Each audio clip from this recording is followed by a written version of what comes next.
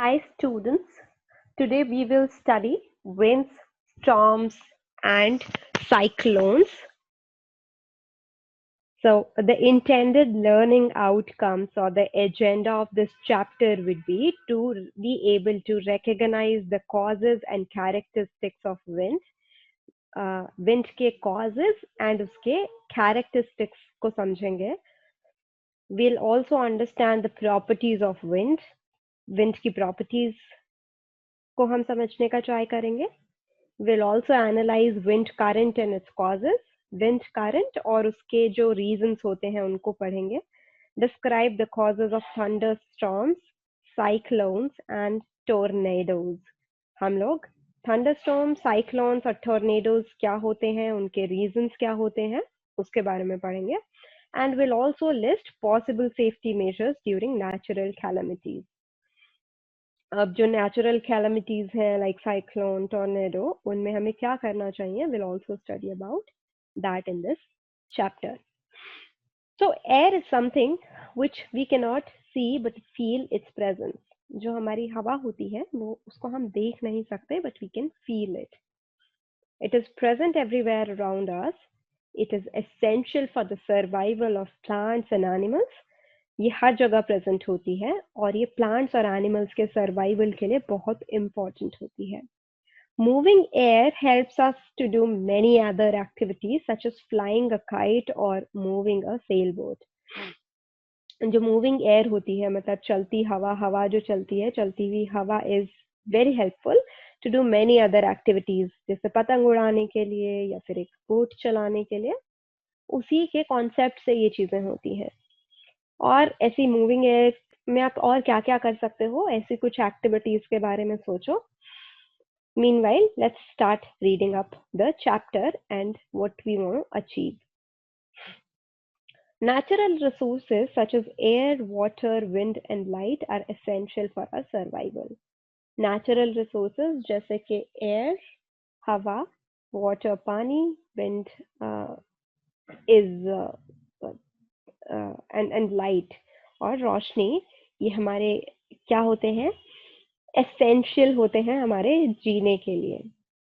However, these resources can also be the biggest destroyer of life when these are in excess of or deficit amount. So natural resources हमें बहुत ज़रूरी है, लेकिन ये बहुत कम हो जाए तो भी प्रॉब्लम है, बहुत ज़्यादा हो जाए तो भी प्रॉब्लम है. पानी बिल्कुल नहीं बचेगा, प्यास से मर जाओगे. पानी बहुत ज़्यादा आ जाएगा, बाढ़ में डूबकर मर जाओगे, right? So it can be a biggest destroyer as well. For example, heavy rain causes flood and lack of rain causes drought.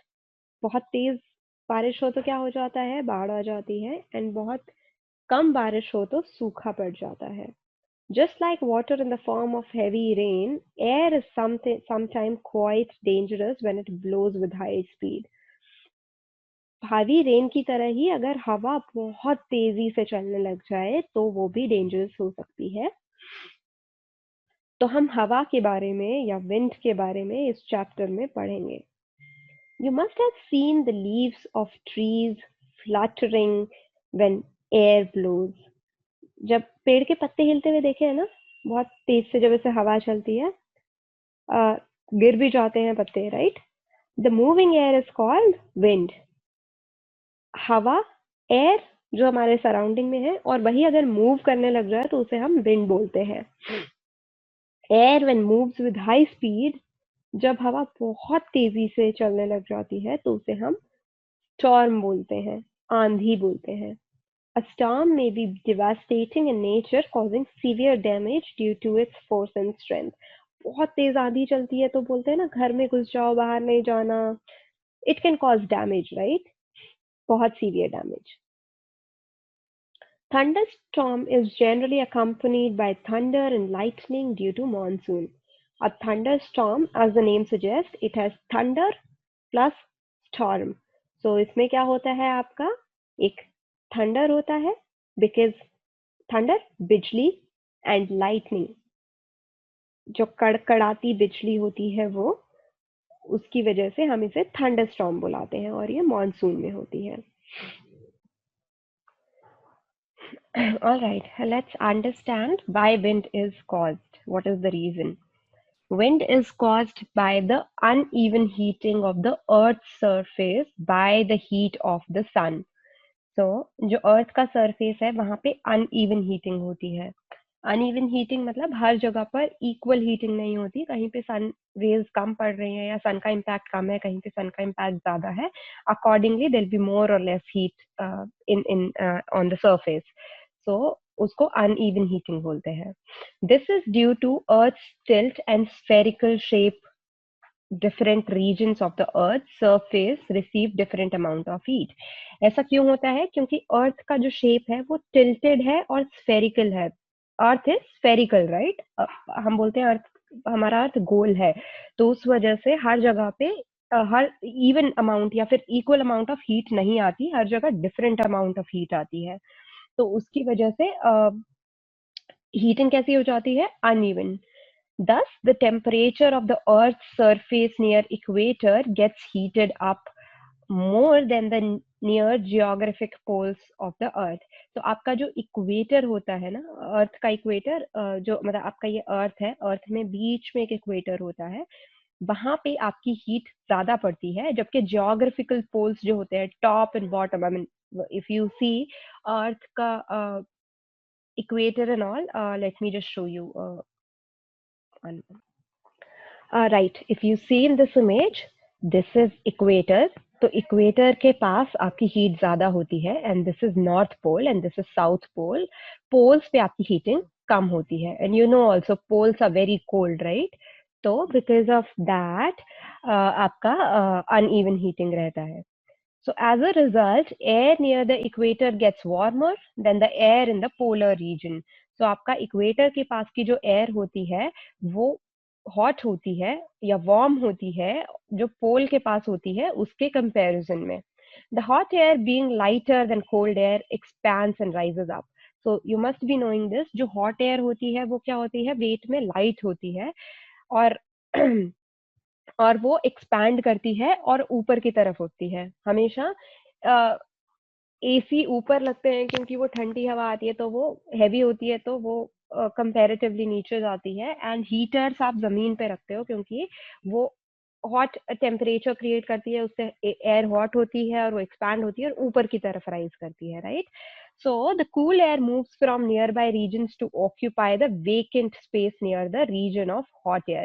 Now because hot air expands and it moves up, वो एक space बना देती है जहां पे cool air comes and वो वाला reason को ऑक्यूपाई कर लेती है। तो उससे क्या होता है? एक एयर करंट सेटअप होता है।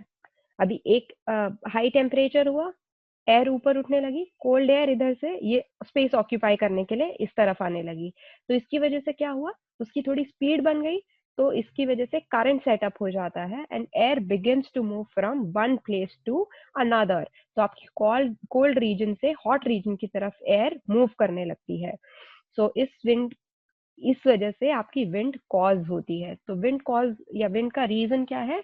कि हॉट एयर जहाँ पे टेम्परेचर ज्यादा होता है वहां पे एयर हॉट हो जाती है, वो एक्सपैंड करती है, it moves up, and cold air gets that space, it runs to get that space, वो वैक्यूम क्रिएट करने के लिए। तो ये जो प्रोसेस है इसमें करंट क्रिएट होता है। सो wind is produced by uneven heating between equator and geographical poles of earth and land and ocean।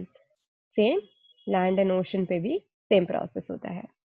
So the wind produced by uneven heating of the earth between equator and the poles do not blow in exact north-south direction, because the change in direction of wind is caused by rotation of earth on its axis।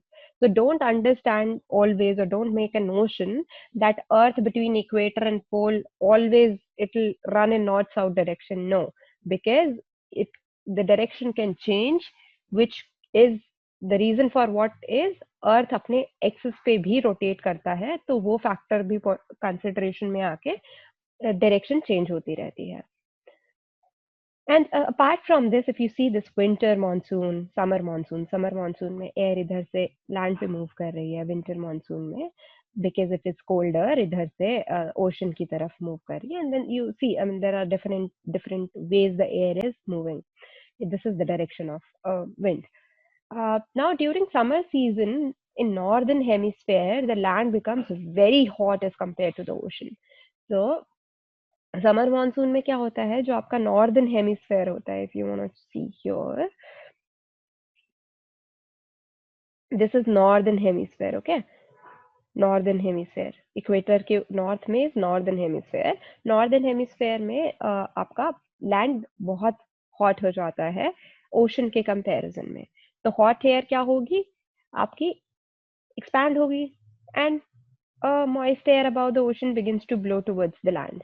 Now क्या होगा, ये hot हो रही है air, ऊपर की तरफ जा रही है, तो अब ये यहाँ ओशन की जो मॉइस्ट एयर है वो स्पेस ऑक्यूपाई करने के लिए आ जाएगी, and this moist and cooler rain-bearing winds move to the Arabian Sea and Bay of Bengal, give rise to air currents and bring heavy rainfall in almost all parts of India.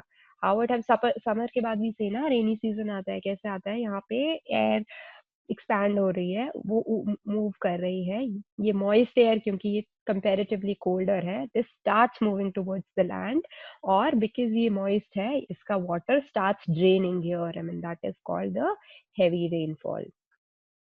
ये इन winds को क्या बोलते हैं, summer monsoon winds. और winter season में क्या होता है, dry and cold winds blow from colder northern west region of the land to the ocean.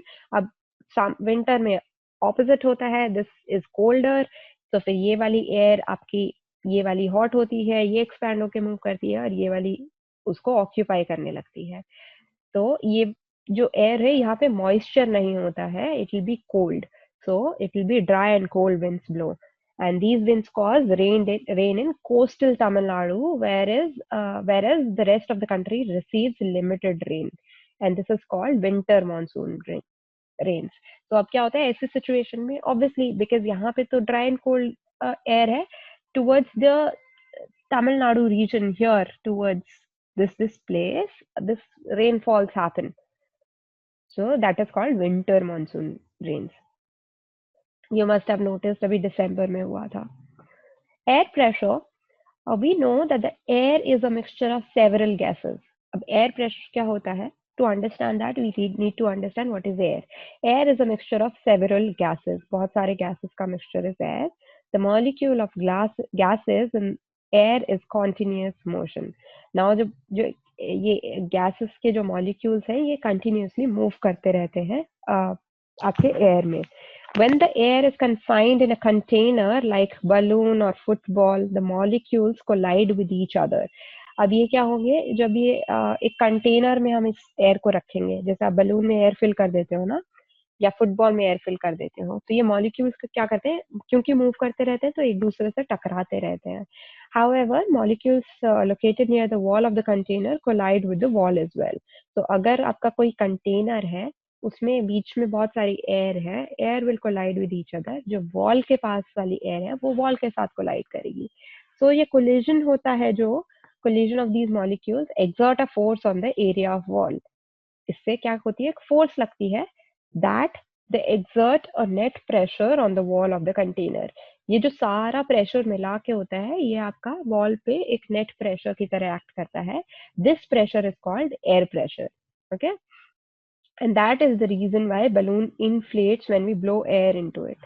आप जैसे बलून में एयर डालते हो तो वॉल पे एक टेंशन और प्रेशर क्रिएट करता है, जिसकी वजह से वो एक्सपैंड होने लगता है और आपका फूल जाता है. ओके, सो या इसके पीछे, I mean because of this concept, what we do is, hoardings और बैनर्स जो लगते हैं उनमें आपने देखा होगा होल्स बने हुए होते हैं बहुत सारे, थोड़े बड़े बड़े, मतलब लेके क्योंकि दूर लगे होते हैं दिखते नहीं है. If you notice it closely, you'll see there are holes. Holes किस लिए होते हैं, ताकि विंड वहां से पास हो जाए. अदरवाइज क्या होगा, वो प्रेशर क्रिएट करेगा और वो प्रेशर बेयर नहीं कर पाया तो वो फट जाएगा. We have already studied in the previous grades that the earth is surrounded by a blanket of air called atmosphere. हमें क्या पता है, अर्थ हमारा किससे सराउंडेड है, ब्लैंकेट ऑफ एयर. और क्या बोलते हैं हम उस ब्लैंकेट ऑफ एयर को, एटमॉस्फेयर. और ये जो एटमॉस्फेयर है, it extends up to nearly 300 kilometers above earth surface. ना आपका जो ये ब्लैंकेट ऑफ एयर है, हाउ लॉन्ग और how much is extended up to nearly 300 kilometers above the earth's surface. We have also learned that air has weight. और हमें क्या पता है, एयर का वेट भी होता है. We studied air gets lighter, air gets heavier, and the weight of air in our atmosphere exerts pressure on everything on the earth. अब weight होगा तो pressure भी exert करेगा. This pressure is called atmospheric pressure. अब इस pressure को क्या बोलते हैं हम? Atmospheric pressure. इसको understand करने के लिए हम एक activity करेंगे. But also remember, जो air molecules हैं, they exert pressure on the inner surface of balloon. तो उससे क्या होता है, आपका inner surface of balloon inflate होता है. बाहर से नहीं होता, अंदर से वो pressure लगता है. Now let's do this activity. आपको एक टिन कैन चाहिए और बॉइलिंग वाटर चाहिए. टिन कैन लो, उसे कोई भी टिन कैन, कोक वगैरह का आप ले सकते हो. उसे एम्प्टी कर लो, उसको हाफ बॉइलिंग वाटर के साथ फिल कर लो. उसका लिड जो है टाइटली क्लोज कर दो. ठीक है, बहुत मतलब एयर टाइट कर दो. सो फिर hold the can with the holder and place it under running water. उस कैन को पकड़ो और एक टैप के नीचे लगा दो. तो उससे क्या होगा, टिन क्या हो जाएगा, क्रश हो सकता है. तो क्या होगा, steam produced by the boiling water exerts pressure on the wall of tin. अब इसमें हॉट वाटर है तो इसमें क्या होगा, स्टीम जनरेट हो रही होगी. तो स्टीम से अंदर प्रेशर लग रहा है. वो प्रेशर कैसे बैलेंस होगा, एटमॉस्फेरिक प्रेशर से, जो टिन के वॉल पे बाहर से लग रहा है. जब आप टैप वाटर इस पे पोर करोगे तो इसके अंदर की स्टीम जो है वो कूल डाउन करने लगेगी और इट विल स्टार्ट कंडेंसिंग. तो फिर उससे क्या होगा, वो प्रेशर एकदम से जो डिक्रीज हो जाएगा. अब वो स्पेस ऑक्यूपाई करने के लिए अगर टिन का लिड ओपन होता तो बाहर से एयर आके वो जगह ऑक्यूपाई कर लेती. बट अभी तो ऐसा नहीं है, क्योंकि आपने लिड का कंटेनर का ढक्कन बंद किया हुआ है. तो वो स्पेस कुछ ऑक्यूपाई नहीं कर पाएगा. तो इसकी वजह से टिन ही अपने आप क्रश हो जाएगा टू क्रिएट लेस स्पेस. तो इससे हमें क्या पता लगता है कि जो एयर मॉलिक्यूल्स हैं which are present outside can apply pressure on the walls of can and cause it to crush. अब बाहर से जो प्रेशर लग रहा है उसकी वजह से वो क्रश हो जाएगा. Right. Okay, some factors affecting air pressure are altitude, temperature, water vapor. Altitude क्या होता है, the air pressure decreases as we move upwards from the surface of the earth. आपका altitude, जैसे if you go on mountains, आपका altitude बढ़ता जाता है. Correct. So that is altitude. वो आपका जब आप surface of earth से ऊपर की तरफ जाते रहते हो तो altitude बढ़ता है, पहाड़ों पे ज्यादा होता है. This is because the number of air molecules get reduce. जितना ऊपर जाओगे, बोलते हैं ना हवा कम है, ऑक्सीजन कम है, दे से बिकॉज एयर मॉलिक्यूल्स आपके वहां कम हो जाते हैं हायर एल्टीट्यूड पे, जिसकी वजह से आपका एटमॉस्फेरिक प्रेशर रिड्यूस हो जाता है. फिर टेम्परेचर, जैसे जैसे टेम्परेचर बढ़ता है आपकी एयर एक्सपैंड होती है और आपका प्रेशर डिक्रीज होता है. जैसे जैसे टेम्परेचर डिक्रीज होता है, फिर से वही पहाड़ों वाला कॉन्सेप्ट, ठंड होती है, एयर कॉन्ट्रैक्ट होती है, प्रेशर बढ़ जाता है.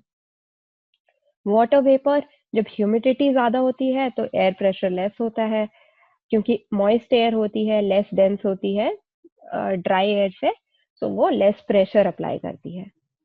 High speed wind causes reduced pressure. Let's understand this concept as well. In this chapter, we have learned that the wind is caused due to temperature difference between different regions. So वो हम चीज समझ चुके हैं. We have also discussed that the change of temperature gives rise to change in air pressure. जैसे ही temperature में difference होता है, उससे क्या होता है, आपका एयर प्रेशर में भी चेंज आने लगता है. तो इससे हम क्या बोल सकते हैं, that this wind is caused due to air pressure difference between different regions. तो आपकी wind कैसे cause होती है, due to air pressure difference, different regions में जो जो air pressure का difference होता है उसकी वजह से. Wind blows from high pressure region to low pressure region. high से low की तरफ वो भागने की कोशिश करती है. When wind blows with high speed, it also blows a large amount of air from that region. जब आपकी विंड बहुत तेजी से चलने लगती है, वो वहां पे क्या करती है, एयर भी ब्लो करती है बहुत ज्यादा. As this quantity of air molecules gets reduced, the air pressure gets reduced at the region. तो क्या होता है, जैसे ही क्वांटिटी ऑफ एयर मॉलिक्यूल्स आपकी कम हो जाती है, एयर मॉलिक्यूल्स कम हो जाते हैं, तो एयर प्रेशर भी रिड्यूस हो जाता है. उससे क्या होता है, हाई स्पीड विंड एक रिड्यूस्ड प्रेशर कॉज करती है. इसको हम एक एक्टिविटी से भी समझ सकते हैं. एक एम्प्टी बॉटल लो, नैरो नेक होनी चाहिए, place it on table on horizontal position, horizontally उसको लाई कर दो. एक छोटा paper low, crumple it into ball, उसका बॉल बना लो. Now place the paper at the neck of the bottle and blow air over the ball to push it inside the bottle. अब क्या करना है आपको, वो बॉटल आपने टेबल पे लाइंग फॉर्म में रखी है, उसमें पेपर आपने क्रिएट किया, उसको उसके ओपनिंग पे रखा और उस पर बहुत जोर से फूंक मारो ताकि वो अंदर चले जाए. पेपर बॉल क्या